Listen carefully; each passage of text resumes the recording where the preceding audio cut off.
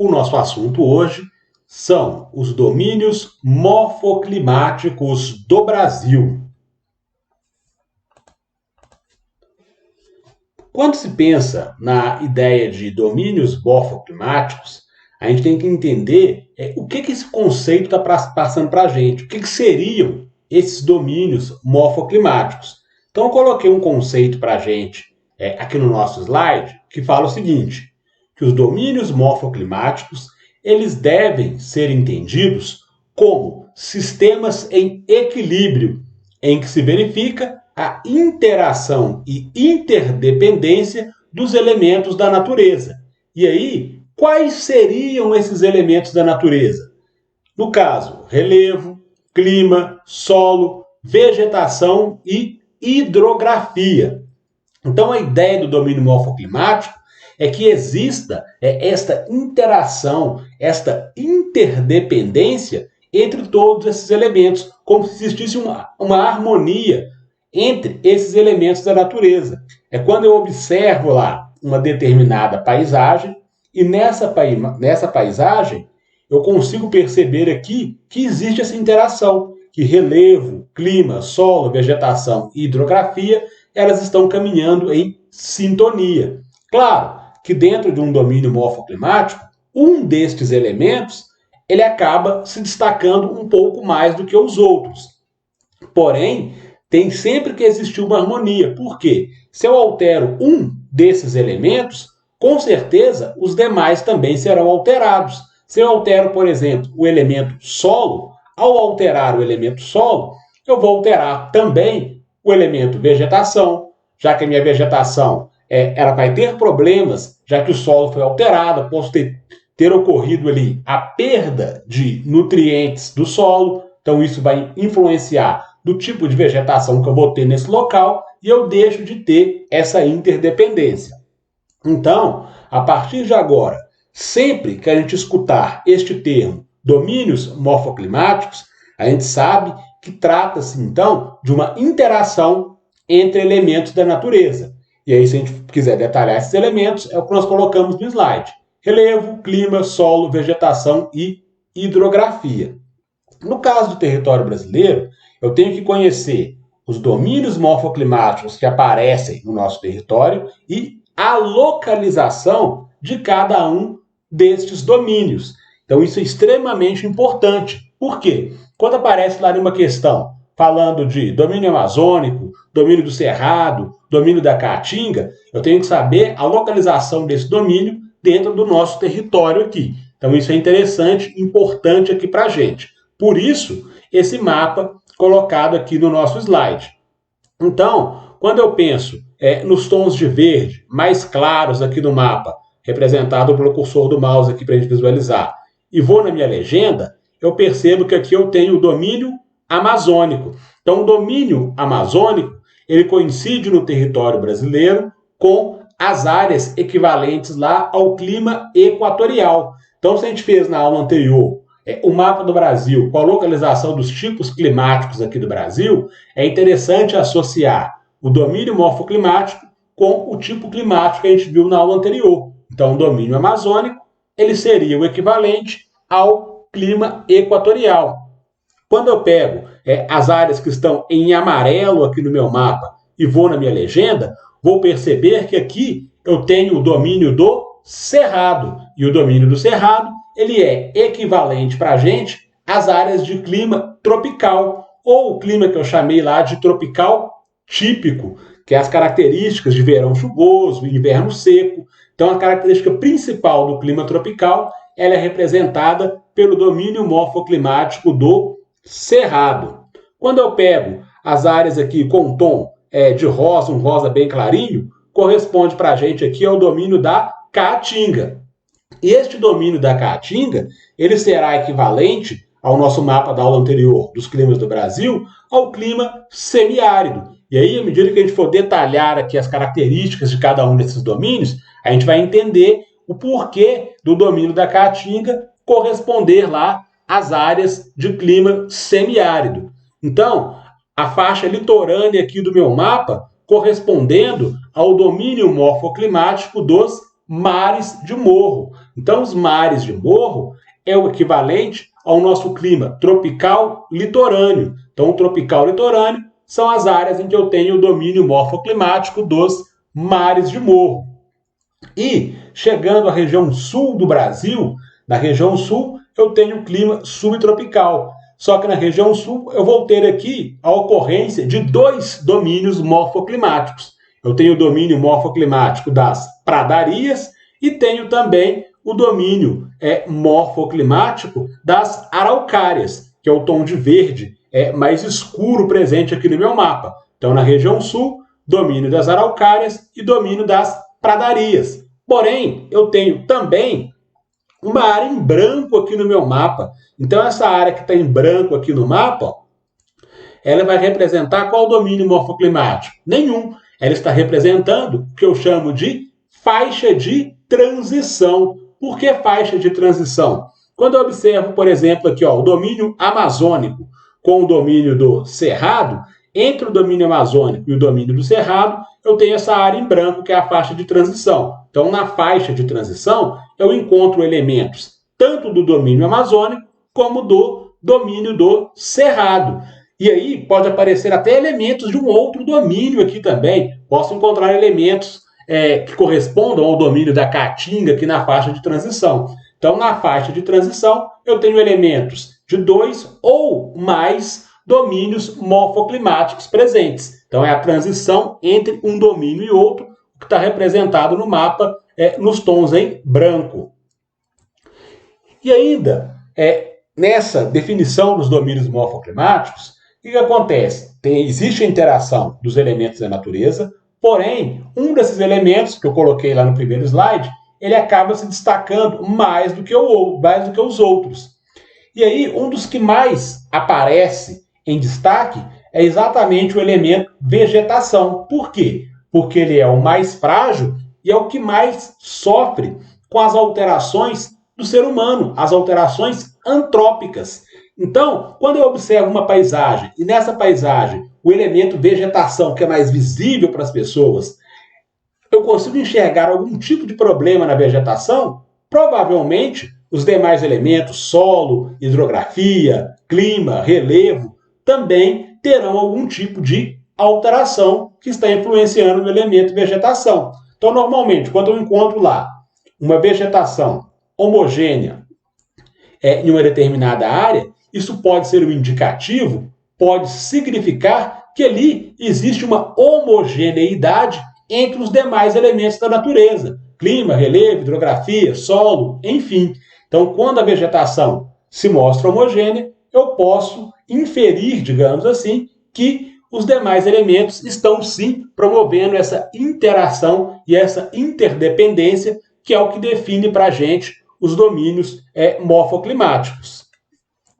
E agora, a gente começa a falar um pouquinho sobre cada um dos domínios que nós citamos lá no mapa. Então, é importante conhecer a localização dos domínios e ter em mente também as características de cada um destes domínios. Então, o primeiro domínio morfoclimático que a gente vai começar a detalhar é exatamente o domínio amazônico, correspondente às áreas lá de clima equatorial.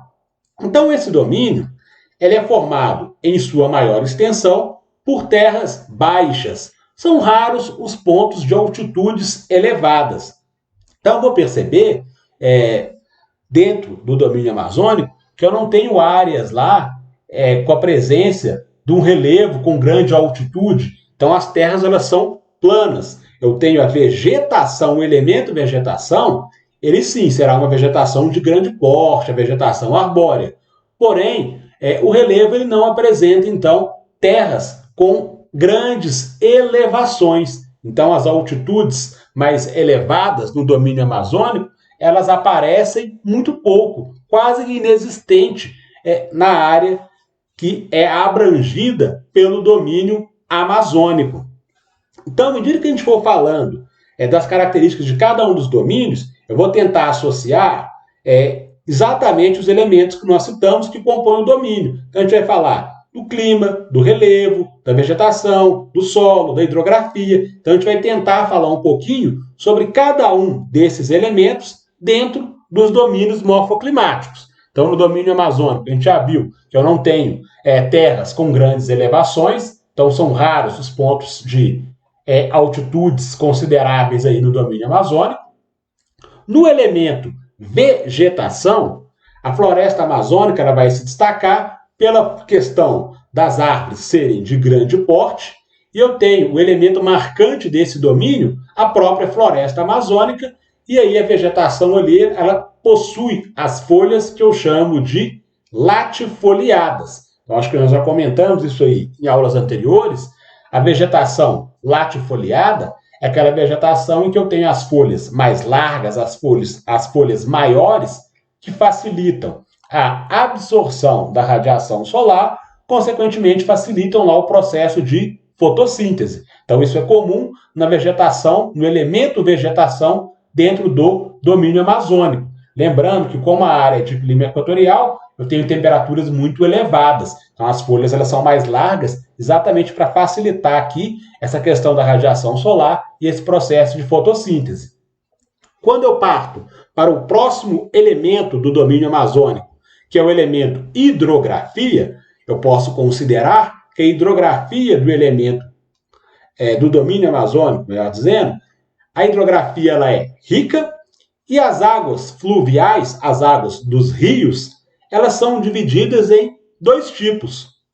Os rios, que eu vou chamar aqui de águas brancas ou águas claras, que são a maioria, predominam no domínio amazônico, e os rios, que eu vou chamar lá de águas escuras ou rios de águas pretas. Então, o que vai diferenciar esses dois tipos de rio, além da questão da coloração? Então, o que vai delimitar isso aqui são os materiais em suspensão que eu tenho presente aí nesses rios. No caso, os rios de águas claras ou os rios de água branca, o que acontece? Eles transportam uma grande quantidade de sedimentos. E esses sedimentos, eles são ricos em sais minerais e possuem uma elevada concentração de cálcio e magnésio. Então, a presença desses sais minerais e da grande quantidade de cálcio e magnésio é o que caracterizam as águas dos rios, que eu vou chamar então de rios de águas claras ou rios de águas brancas, que acabam predominando dentro do domínio amazônico. Quando eu penso nos rios de águas pretas ou os rios de águas escuras, eles carregam uma quantidade de sedimentos muito menor do que os rios de águas brancas e possuem uma quantidade mais elevada de matéria orgânica. E, além disso, os rios de águas pretas são rios extremamente ácidos, com pH chegando aí na casa dos 4,5. Lembrando, não sei se vocês já tiveram essa aula lá na disciplina de Química, então a disciplina de Química ela vai detalhar isso muito melhor do que a Geografia. Mas o pH ele é uma escala que vai de 0 até 14. Quando eu tenho um pH 7, eu falo que eu tenho um pH neutro. Quando eu tenho um pH acima de 7, eu posso considerar que eu tenho um pH básico. E o pH abaixo de 7, ele é um pH considerado ácido. Então, as águas lá dos rios de águas pretas, elas possuem uma acidez em torno de 4,5. Então, são águas aí extremamente ácidas. E os poucos elementos que eles carregam aí predominam o potássio e o sódio. Enquanto nos rios de águas brancas eu tenho cálcio e magnésio, nos rios de águas pretas eu tenho potássio e sódio, mais matéria orgânica, o que torna essas águas extremamente ácidas aí. Então, lembrar dessas características dentro do elemento hidrografia no domínio amazônico.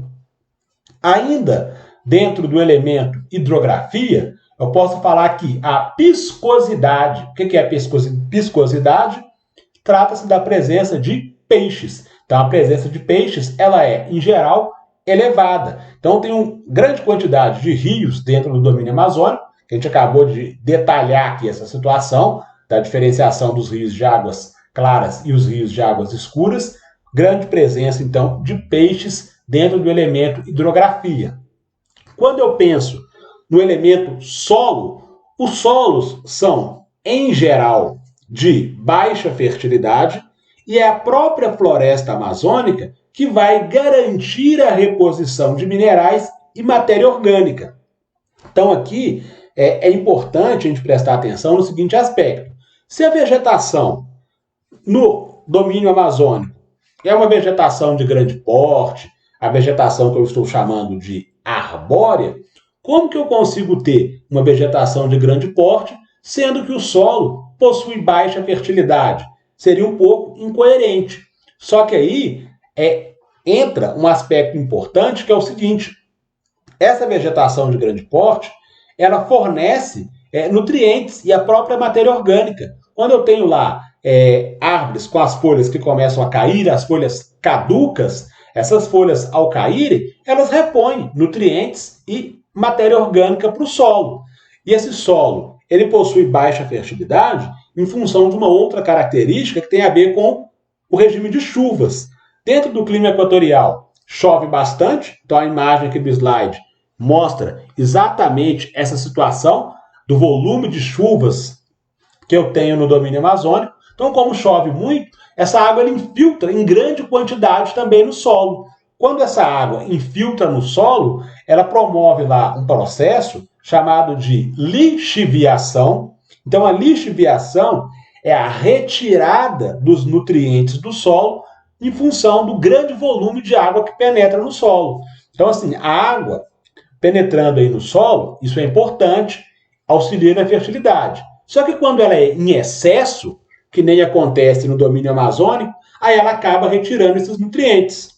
Então o solo ele fica pobre em nutrientes, ou seja, resulta na baixa fertilidade, e aí a própria vegetação que faz essa recomposição, quando eu tenho lá a matéria orgânica. Então, por exemplo, as aves que vão se aproveitar das árvores frutíferas que eu tenho ali dentro do domínio amazônico, então essas aves, ao se alimentarem dessas frutas, está gerando lá a matéria orgânica que vai caindo no solo e vai recompondo essa fertilidade perdida pela lixiviação. É a folha da árvore que cai. Então é isso que vai promover, então, a fertilidade e garantir a existência de árvores de grande porte dentro do domínio amazônico. Quando eu penso na ocupação humana, então da presença de pessoas ocupando as áreas de domínio amazônico, essa ocupação ela tem se intensificado, então a presença aí de grandes empresas que vão trabalhar lá na exploração de madeira, em muitos casos é uma exploração até ilegal dessa madeira, pensando lá na indústria da fabricação de móveis, entre outros, e eu tenho também, dentro desse domínio amazônico, uma área que eu vou chamar de fronteira agrícola, em que essas áreas elas têm sido desmatadas para dar lugar a áreas de pastagem, e aí eu vou colocar lá a criação de gado extensivo. Então, eu vou derrubar a vegetação, parte dessa madeira vai lá para a indústria de fabricação de móveis, e eu vou criar uma área de pastagem para criação de gado. Então, o domínio amazônico ele tem sido aí bastante devastado pela presença do homem em função dessas situações que a gente acabou de citar. Caminhando para o encerramento das características principais do domínio amazônico, eu posso falar de uma subdivisão que existe dentro do elemento vegetação.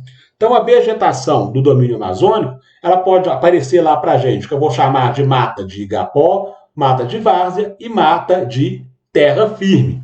Então, quando eu penso na mata de igapó, eu vou falar que ela está sempre inundada ou em contato direto com a água.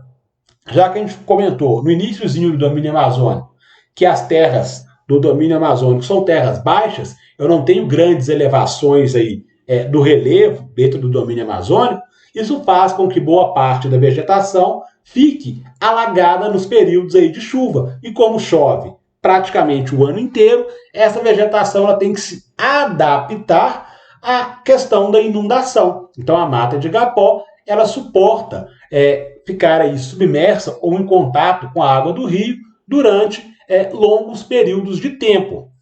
E aqui, uma informação para a gente corrigir, essa imagem que foi colocada no slide é uma imagem, é uma reprodução do nosso material didático.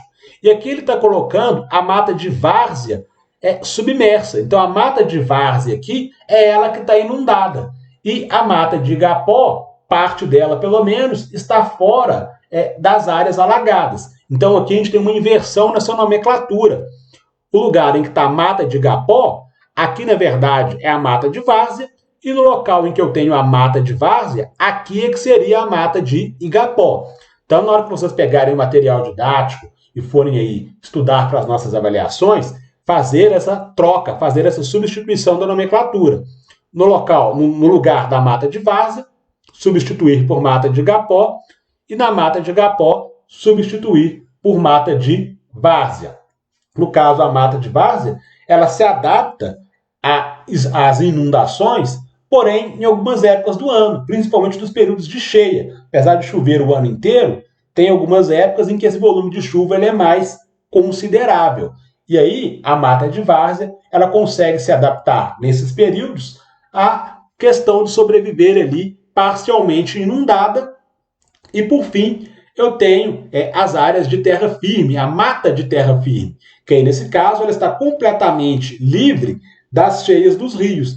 Então, a mata de terra firme, ela não é alagada em nenhum momento do ano, mesmo com volume considerável de chuva. Então, é na mata de terra firme que eu vou ter a vegetação arbórea. Então, as árvores de grande porte no domínio amazônico, elas aparecem exatamente nos locais em que eu tenho a mata de terra firme. Então, com isso, a gente parte do domínio amazônico e chega, então, no domínio da Caatinga. Então, o domínio da Caatinga trata-se de uma região semiárida. Então, se a gente for pegar o nosso mapa lá de clima da aula anterior, o domínio da Caatinga vai coincidir com as áreas em que eu tenho o clima semiárido aqui no território brasileiro. Então, ele é coberto exatamente pela vegetação da Caatinga, e, nesse caso, a vegetação ela tem que se adaptar à questão do clima e ao baixo índice de pluviosidade. A gente não viu na aula anterior que nas áreas de clima semiárido o volume de chuva ele é muito pequeno, e aí eu expliquei que o volume de chuva ele é pequeno porque as massas de ar elas perdem força ao chegar na região semiárida, e além de elas perderem força, o que é algo que já acontece de forma natural, eu ainda tenho a influência da chuva orográfica. Aí eu citei a questão do Planalto da Borborema. Então, o Planalto da Borborema, associado com as massas de ar que perdem força, faz com que o volume de chuvas na área de clima semiárido se torne muito pequeno ao longo do ano. E a vegetação de Caatinga, ela tem que se adaptar a essa característica, sobreviver com um volume de água extremamente reduzido. Então, quando eu penso no elemento solo dentro do domínio da Caatinga, o solo, eles são pouco profundos, exatamente por causa das poucas chuvas que eu tenho aí na região, e eu tenho também a questão do intemperismo físico. Lembra que nós já falamos sobre isso? Então, no intemperismo físico, eu tenho lá o fenômeno da termoclastia, que é quando eu tenho lá temperaturas muito elevadas, eu tenho, por exemplo, as rochas dilatando. Em momentos em que as temperaturas são muito baixas, eu tenho a rocha se contraindo. Então, tem esse fenômeno que ocorre dentro do domínio da Caatinga. Então, chove pouco, a vegetação tem que se adaptar a essa característica, e o solo, então, ele é pouco profundo. Então, é uma outra característica que o elemento de vegetação tem que se adaptar para manter exatamente a questão da harmonia, da interação, da interdependência entre todos os elementos. Então, os elementos eles têm que se adaptar a essas características. Então, as imagens que a gente tem no nosso slide mostram exatamente essa situação em que eu tenho lá os rios com volume de água muito pequeno, então chove pouco, então isso não fornece a quantidade de água necessária para a vegetação, tem que se adaptar, e o tipo de vegetação que aparece na região do domínio da Caatinga. Então, aquela vegetação que sobrevive com volume de água muito reduzido. O relevo deste domínio caracteriza-se pela existência de depressões em quase toda a sua extensão. Se no domínio amazônico eu tenho terras planas, predominantemente, com raros pontos de elevação mais considerável, no domínio da Caatinga eu já tenho a predominância das depressões. Lembrando que a depressão é aquela unidade de relevo que ela está entre o planalto e a planície. Então, entre o planalto e a planície aparece a depressão, e a depressão, nela ocorrem mais processos de erosão do que de sedimentação. Então, as áreas de depressão, elas são muito mais desgastadas do que acumulam sedimentos. Então, essas áreas de depressão, elas predominam no elemento relevo do domínio da Caatinga. Então, este domínio, ele vai ser encontrado, então ele faz limite no lado leste do território brasileiro, exatamente com o Planalto da Borborema. Então, o Planalto da Borborema, ele ajuda a conter a passagem da massa de ar. Na aula anterior, nós tivemos uma imagem no nosso slide também, falando das áreas de Barlavento e Sotavento. Então, o que acontece? A massa de ar, ao chegar nessa região de clima semiárido, no domínio da Caatinga, ela encontra com a barreira física. Então, num determinado lado, que vai coincidir com a faixa litorânea do Nordeste brasileiro, ali chove muito. Do outro lado, que é exatamente onde está o clima semiárido, o volume de chuva ela acaba sendo pequeno. Eu descarrego a umidade toda de um lado. Quando eu passo para o outro lado, a nuvem ela consegue passar para o outro lado, ela já não tem umidade suficiente para levar grandes volumes de chuva para o outro lado, que é exatamente a área em que eu tenho o clima semiárido.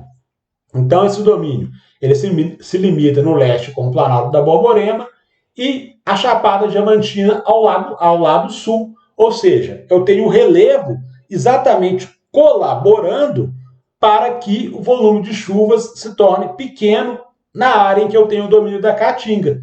Então, o elemento relevo, ele acaba, de alguma maneira, impedindo essa passagem das massas de ar, que elas naturalmente já perdem força, mas ainda encontra essa barreira física, dificulta ainda mais a situação. E aí, quando eu vou para o elemento hidrografia, lembrando que no domínio morfoclimático, esses elementos eles têm que interagir entre eles para manter uma espécie de harmonia. Então, a hidrografia ela conta com a bacia do São Francisco e ela vai atravessar todo o domínio da Caatinga.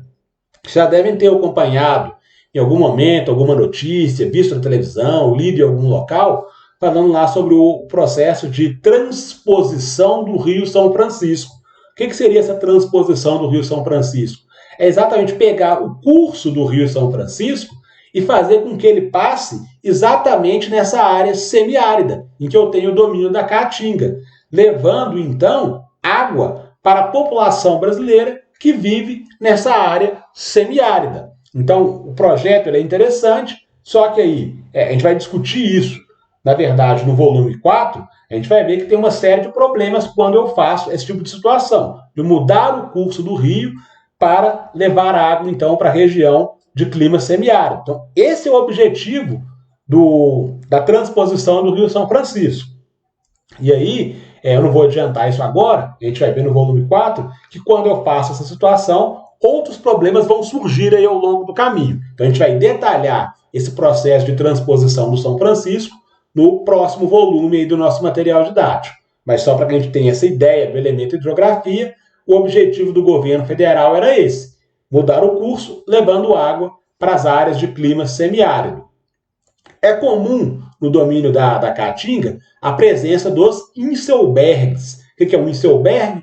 Eu posso chamar também de morro destemunho. É a imagem que está representada aqui no meu slide, a primeira imagem aqui. Ó. Então, o que acontece? Eu tenho uma região, praticamente toda ela plana, e eu tenho aqui uma estrutura de relevo mais elevada. Então, essa estrutura de relevo aqui mais elevada é ela que eu estou chamando de inselberg, ou morro destemunho. Por que morro destemunho? Então, é a testemunha que, no passado, existiam aqui pontos de elevação maior no meu relevo. E aí, foram sofrendo, ao longo do tempo, com os processos de erosão, erosão eólica, a erosão proveniente lá pela chuva, entre outros tipos aí de erosão, foi se desgastando a região, ela se tornou uma área mais plana. Porém, sobrou essa estrutura mais elevada, que é o Inselberg ou Morro Destemúnio. Então, esses Inselbergs, eles são estruturas um pouco mais resistentes. São aquelas áreas lá formadas pelos escudos cristalinos, que nós já discutimos também em meses anteriores. Aí nós falamos dos escudos cristalinos. São aquelas estruturas de relevo mais resistentes, as rochas mais resistentes. Por isso que ela resistiu aqui, sendo então uma testemunha do que existia anteriormente. Por isso, Inselberg ou Morro Destemúnio. E por fim, aqui no domínio da Caatinga, o clima ele é o semiárido, com poucas alterações ao longo do tempo.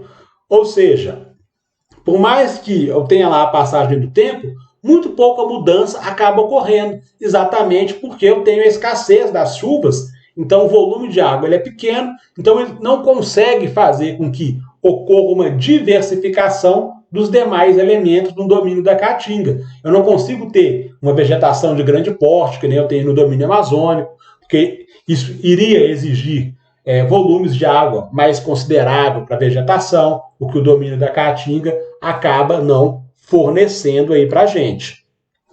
Chega o nosso próximo domínio morfoclimático, que é exatamente o domínio do Cerrado. E o Cerrado corresponde, de maneira geral, à nossa área de clima tropical. E aí seria aquele clima tropical que eu falo que é o tropical típico. Lembrando que eu classifiquei lá tropical litorâneo, tropical de altitude, que pega áreas, por exemplo, parte do sudeste brasileiro. Eu tenho lá áreas com a presença de serras, então o tropical de altitude e o tropical típico.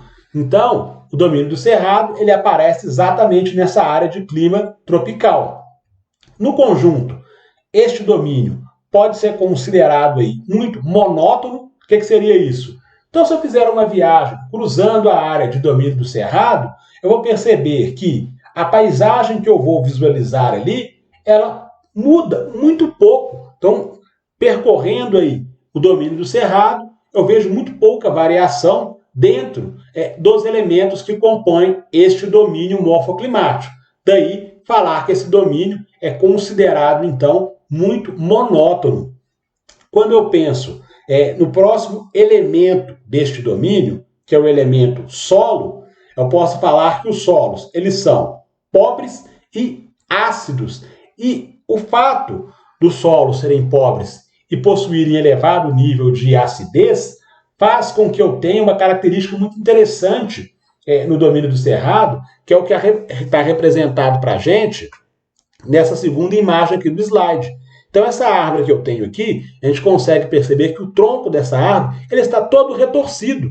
Então, esse tronco todo retorcido aqui da vegetação do domínio do Cerrado, ele acontece exatamente em função da falta de nutrientes que eu tenho no solo e da grande quantidade de acidez. Tem muito alumínio, por exemplo, no solo, no domínio do Cerrado, então ele dá essa característica da vegetação aparecer com troncos retorcidos. Se eu pegar, por exemplo, Belo Horizonte, então Belo Horizonte está na área de domínio do Cerrado.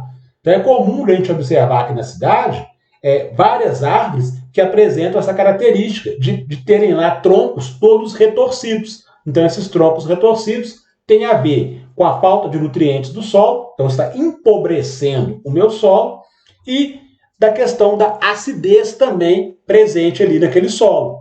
Então isso faz com que as árvores ali apresentem essa característica de terem troncos retorcidos. E aí, quando eu penso na questão da agricultura, como é que eu vou praticar a agricultura então no domínio do Cerrado, já que o solo é pobre e ácido?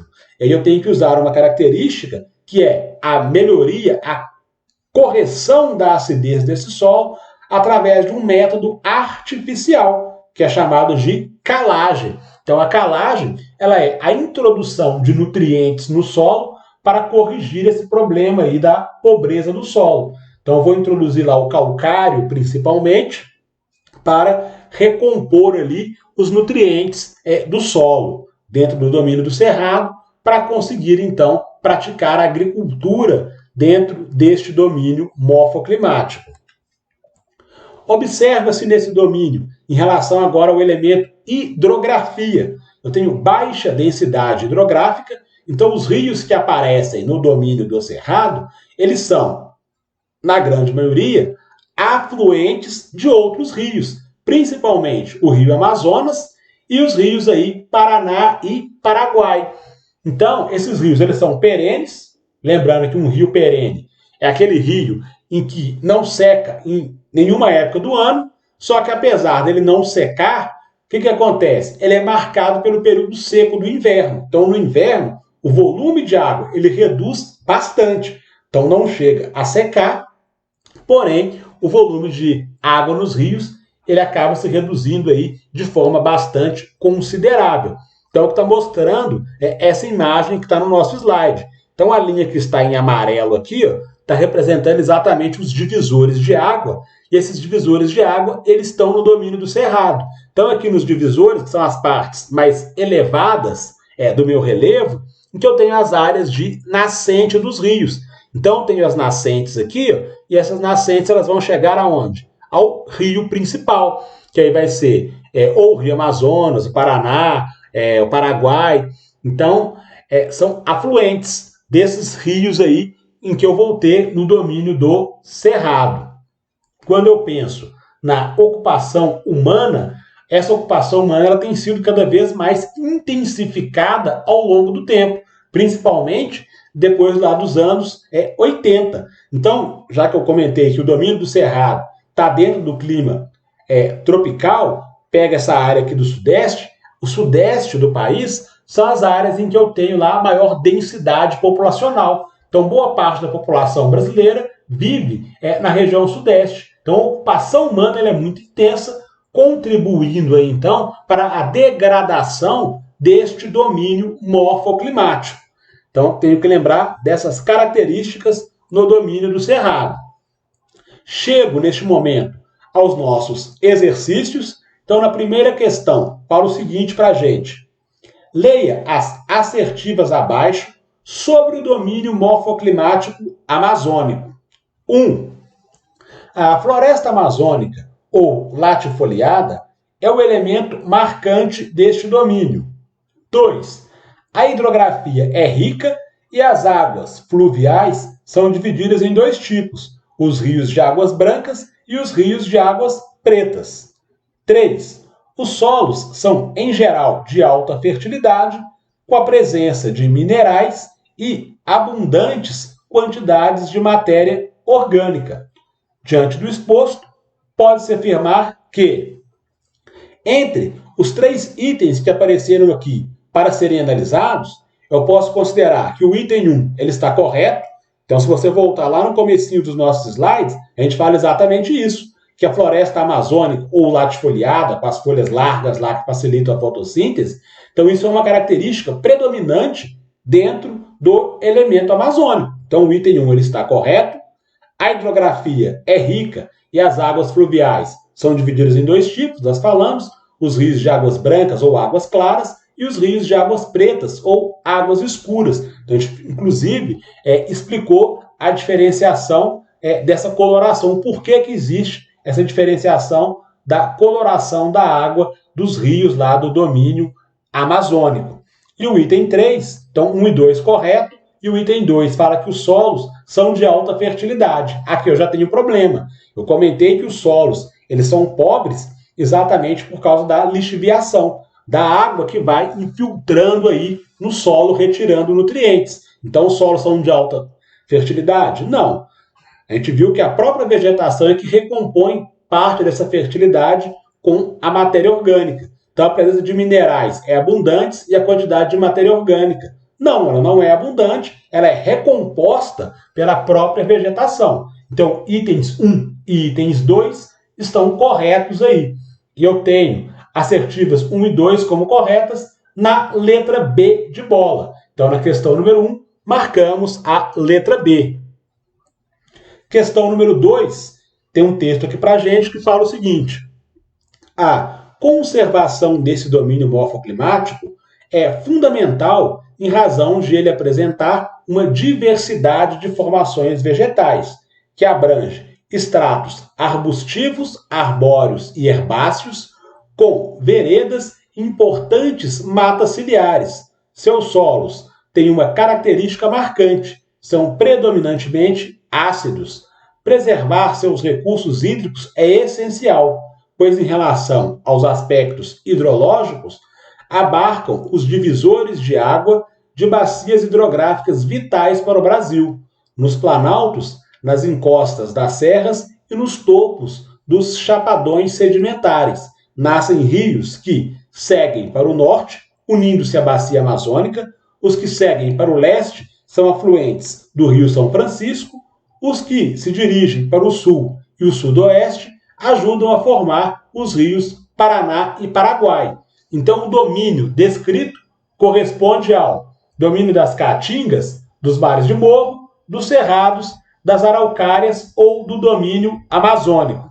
A gente vai perceber que as características descritas nesse texto correspondem ao domínio do cerrado. Então, a gente falou da questão da acidez do elemento solo no domínio morfoclimático do cerrado, que os solos são ácidos. Então, nós comentamos isso aqui, são solos extremamente pobres. Falamos do elemento hidrografia, que os rios, apesar de serem rios perenes, eles são nascentes de outros rios, dos rios principais. Eu citei, inclusive, a bacia lá amazônica e falei também dos rios Paraná e Paraguai. Então, a questão número 2 se refere a esse texto que foi colocado para a gente ao domínio do cerrado. Então, questão número 2, marcamos a letra C. Com isso, a gente chega ao final da nossa apresentação de slides e, na próxima aula, a gente vai dar sequência falando dos outros domínios morfoclimáticos.